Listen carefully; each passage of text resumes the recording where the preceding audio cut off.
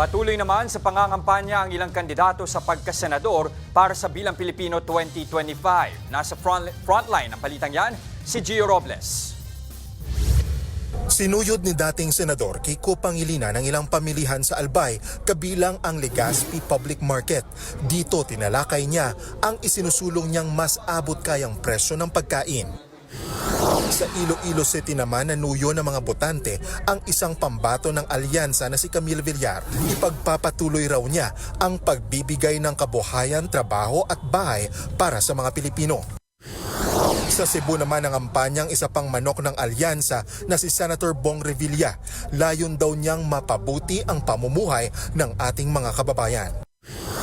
Nag-motorcade naman sa Pampanga ang pambato ng PDP na si Senator Bongo. Hangad pa rin daw niya na mas mailapit ang serbisyong medikal sa taong bayan.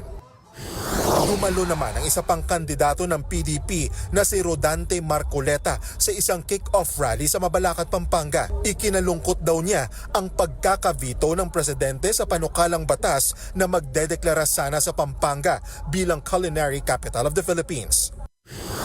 Sa Malabo naman nanuyo si dating Senador Bam Aquino, libreng kolehiyo at siguradong trabaho para sa bawat pamilyang Pilipino ang kanyang sinusulong.